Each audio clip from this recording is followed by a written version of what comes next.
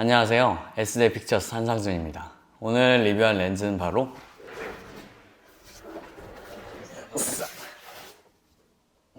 이 녀석입니다.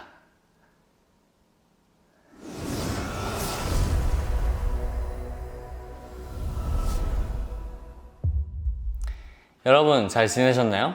제가 한동안 영상을 못 올렸었는데요. 이렇게 이사도 하고 인생에서 좀 중요한 일을 치르느라 많이 바빴어요. 지금은 좀 정리가 됐으니까 앞으로는 영상 열심히 올려보겠습니다. 이사한 집에서 새롭게 유튜브 스튜디오를 꾸며봤어요. 어떤가요? 뭔가 제가 원했던 느낌이 나오는 것 같기도 하고 안 나오는 것 같기도 하네요. 그럼 이제 각설하고 렌즈 리뷰를 할게요.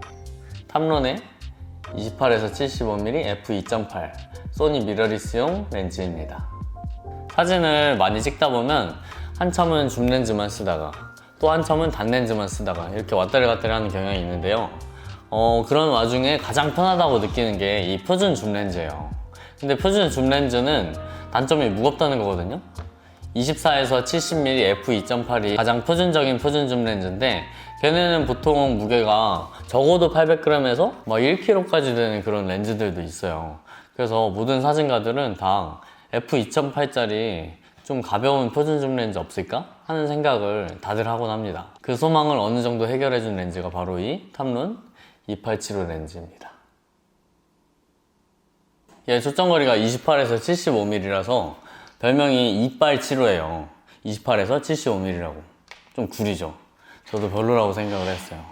얘는 근데 좀 유서 깊은 렌즈예요. 탐론에서 예전에도 2875 f2.8 줌렌즈가 있었거든요. 근데 그때는 약간 서드파티의 싸구려 렌즈라는 인식이 강했었어요. 근데 요즘에는 탐론이나 시그마나 퀄리티가 너무 좋아져서 자사 렌즈 못지않은 그런 렌즈 퀄리티를 보여주고 있습니다. 이 렌즈도 역시 마찬가지고요.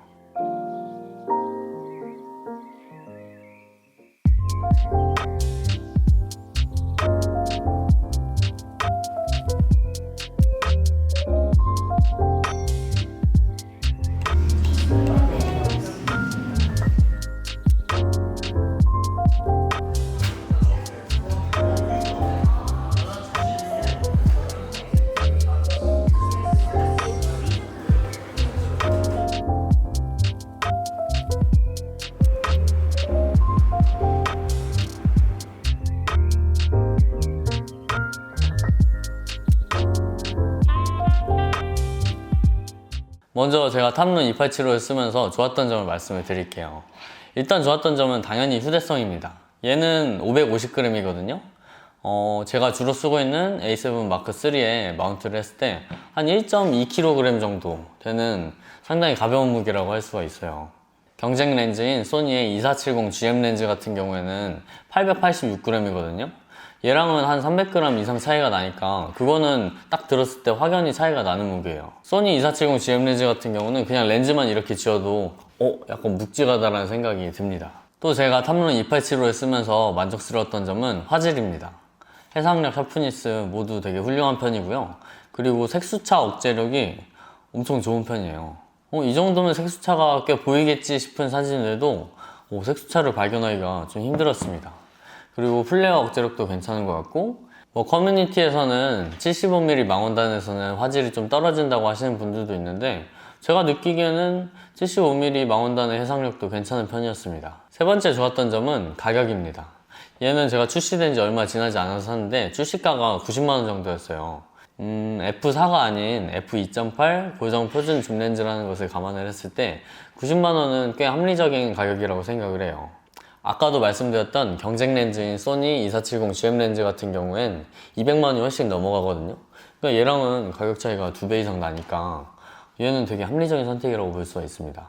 근데 최근에 제가 리뷰를 하려고 얘를 검색해보니까 인터넷 최저가가 110만원에서 120만원으로 올라있더라고요. 원래 렌즈는 출시하고 점점점 가격이 떨어져야 정상인데 얘는 출시한 지 꽤 지났는데 갑자기 가격이 뛰어있으니까 되게 이상하죠. 아마 재고가 부족할 것 같아요. 어떤 사람들은 이거 보고 이빨 코인이라고도 하더라고요. 이 뭔 개소리야! 또 제가 2875를 쓰면서 좋았던 부분은 AF 속도입니다. 물론 AF는 바디의 성능에 많이 좌우되기도 하는데요. A7M3의 AF 속도가 워낙 좋기도 하지만 뭐 얘를 썼을 때 자사 렌즈와 별로 다를 바 없는 그런 만족스러운 AF 속도를 보여줬어요. 그리고 영상을 찍을 때는 AF를 구동시킬 때 그 구동음이나 진동 같은 게 영상에 들어갈 수가 있는데요. 얘는 그런 부분에서도 AF 되게 조용하게 스무스하게 잡더라고요. 그래서 영상용으로도 되게 적합한 렌즈다 라고 생각을 했습니다. 또 만족스러웠던 점은 최단 촬영 거리예요. 얘는 간이 접사로도 활용할 만큼 최단 촬영 거리가 굉장히 짧거든요. 얘는 이 28mm 광각단과 75mm 망원단에서 최소 촬영 거리가 다르거든요. 75mm에서는 39cm예요. 그리고 광각단인 28mm에서는 무려 19cm의 최단 촬영 거리를 갖고 있어요. 19cm면 여기서 이 카메라 두께까지 생각을 해보면은 상당히 물체에 거의 가까이 간 상태로도 찍을 수 있다는 거거든요. 이 렌즈 표면에서 피사체까지 5.7cm 떨어진 상태로 사진을 찍을 수가 있습니다. 최대 촬영 배율은 1대 2.9로 본격적인 접사 렌즈를 제외하고는 되게 높은 수준의 접사 성능을 보여줍니다. 그리고 탐론 2875를 쓰면서 마지막으로 좋았던 점은 지속적으로 펌업 업데이트를 해준다는 거예요. 물론 처음부터 렌즈를 아무것도 손댈 거 없이 잘 만들어가지고 펌업을 안 하면 좋겠지만 그래도 펌업을 계속 해준다는 거는 탐론에서 얘에 대해서 되게 신경을 쓰면서 지속적으로 관리를 해준다는 거거든요. 뭐 처음에 동영상에서 AF 이슈도 있었고 했는데 펌업으로 많이 개선이 되었습니다, 확실히.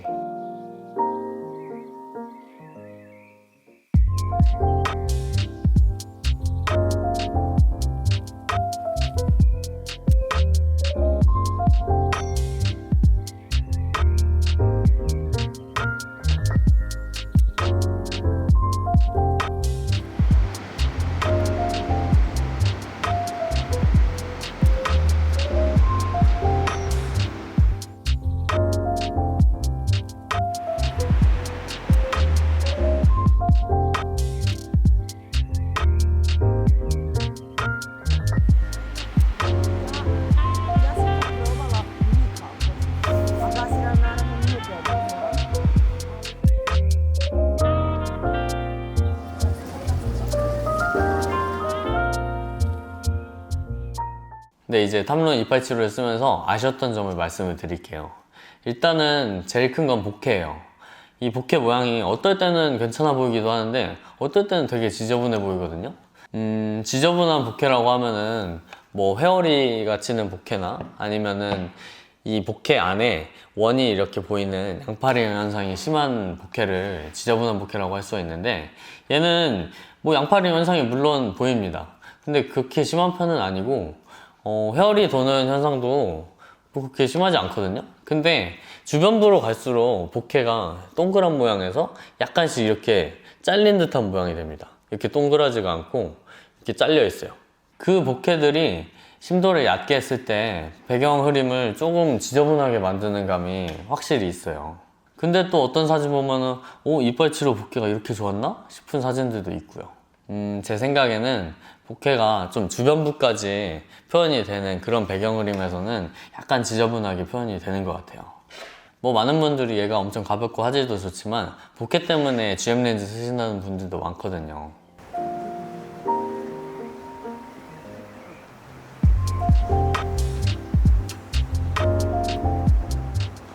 그리고 287로 쓰면서 또 아쉬웠던 점은 최대 광각이 23mm가 아니고 28mm라는 점입니다. 숫자가 3mm 차이지만 꽤 큰 차이거든요. 23mm와 28mm는 실사용에서 확실히 아쉬운 부분들이 있어요. 뭐 일상적인 경우에는 그냥 뒤로 몇 걸음만 물러가면은 23mm랑 비슷하게 찍을 수 있으니까 발줌으로 커버가 되는데 예를 들어 뭐 셀카를 찍는다든지 할 때는 확실히 28mm는 좀 좁은 느낌이에요. 너무 얼굴만 가득한 셀카가 됩니다. 얘로 찍다가 163호 줌렌즈 같은 걸로 셀카를 찍으면 이게 셀카지 하는 그런 생각이 들어요. 최대 광각이 23mm가 아니고 28mm부터 시작을 하니까 163호 렌즈랑 역할 분담이 확실한 느낌은 있어요. 그리고 또 아쉬운 점은 렌즈의 외관, 디자인입니다. 일단은 소재가 약간 플라스틱 소재인데 확실히 좀 저렴이 느낌이 나는 건 어쩔 수 없어요. 그리고 이 렌즈 바깥에 전혀 버튼이 하나도 없거든요. 최소한 이 AF, MF 전원 버튼이라도 만들어졌어야 되는데 얘네는 너무 미니멀리즘을 강조했습니다. 그리고 얘 렌즈 구경이 67mm인데요. 이 렌즈 구경이 작은 편이죠. 작은 것에 비해서 길이가 조금 긴 편이에요. 그래서 뭔가 좀 렌즈가 얍실하다는 느낌이 듭니다. 얍실? 얍실? 그리고 탐론 2875는 렌즈 손떨방이 없어요. 뭐 이렇게 렌즈를 작게 만들었으니까 손떨방까지 기대하는 거는 좀 사치일 수도 있는데, 그리고 소니 α7 시리즈에는 웬만하면 바디 내에 손떨방이 들어가 있으니까 뭐 괜찮다는 분들도 계시는데, 확실히 렌즈 손떨방이 있는 게 동영상 찍을 때 떨림은 덜한 것 같아요. 그거는 좀 아쉽습니다. 얘를 영상용으로 많이 쓸 수 있는 렌즈인데 손떨림을 달고 한 100g만 무겁게 했으면 안 샀을까요, 사람들이? 그리고 뭐 소소하게 아쉬운 점은 광각단에서 비네팅이 좀 보인다는 점이에요. 이거야 뭐 라이트룸에서 클릭 한 번으로 해결된 문제니까 큰 문제는 아니지만 뭐 렌즈 크기를 줄이다 보니 그런 문제는 조금 일부러 배제를 한 것 같습니다. 그리고 아쉬운 점 중에 얘를 넣을까 말까 했는데 AF 불안정성이 약간 있어요. 아주 가끔씩 얘가 왜 이러지 싶은 때가 뭐 몇 달에 한 번 정도 있는 것 같아요.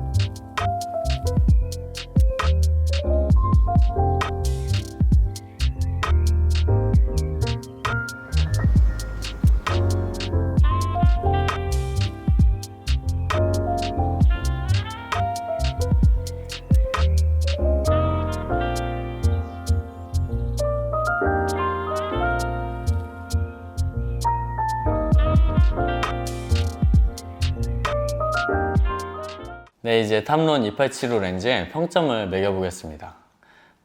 먼저 화질은 4점입니다. 화질은 되게 만족스러운 편이에요. 복해는 2.5점입니다. 좀 아쉬운 복해 모양입니다. 가성비는 5점입니다. 이 정도 가격에? 이 정도 성능이면 진짜 혜자스러운 렌즈예요. AF는 4점입니다. 만듦새는 2점입니다. AF, MF 변환 버튼만 넣어줬어도 3점 줬을 것 같은데 좀 허접해 보이긴 하죠, 렌즈가. 휴대성은 4점입니다. 개인적으로는 좀만 더 두껍고 길이를 짧게 만들었으면 어땠을까 싶은 생각도 드는데 뭐 가벼워요. 가벼워서 휴대성이 상당히 좋은 표준 줌 렌즈입니다. 화질 부분에 2배 가중치를 두고 낸 제 탐론 2875에 대한 평점은 3.64점입니다. 제가 렌즈캡이라는 표현을 별로 좋아하진 않는데요. 제가 가진 렌즈 중에 굳이 꼽자면 이 렌즈가 렌즈캡 렌즈예요. 뭐 여행을 갔을 때 딱 하나만 가져가면 뭐 가져가려면 저는 두말 않고 이 렌즈를 가져갈 것 같아요. 최근에 크로아티아 여행을 다녀왔는데 이 2875 렌즈를 주로 많이 가지고 다녔고 1635 렌즈와 이렇게 번갈아 가면서 좀 썼던 것 같아요. 1635 광각 줌 렌즈와 궁합이 되게 좋은 렌즈예요. 역할 분담도 확실하고 어떤 상황마다 광각 써야겠다 싶으면 1635, 그냥 일반적인 사진 찍겠다 싶으면 2875 이렇게 선택하면 될 것 같습니다. 이 2875와 1635 렌즈를 2470 원렌즈로 바꿀까도 생각을 했었는데요. 그렇게 하면은 아무래도 광각이 16mm에서 23mm로 좁아지는 거니까 약간 아쉬울 것 같더라고요. 그래서 못 바꾸고 있긴 한데 2470 GM이 좀만 더 싸지면 하나 더 장만을. 뭐 이 탐론 2875랑 소니의 G렌즈 2405랑 많이 비교들을 하시는데요. 저는 그냥 포지션이 아예 다른 렌즈라고 생각을 해요. 물론 화각적인 부분에서는 그 2405의 화각이 되게 광각에서도 좋고 망원도 훨씬 더 되니까 이점이 확실히 있지만 저는 개인적으로는 화각에서 좀 손해를 보더라도 밝은 렌즈가 좋거든요. 이 얕은 심도를 어느 정도 낼 수 있는 f2.8 정도는 돼야 제가 만족이 될 것 같아요. 동영상만 찍는다면은 손떨방, 렌즈 손떨방이 있는 2405 렌즈가 더 좋을 것 같기도 하겠네요.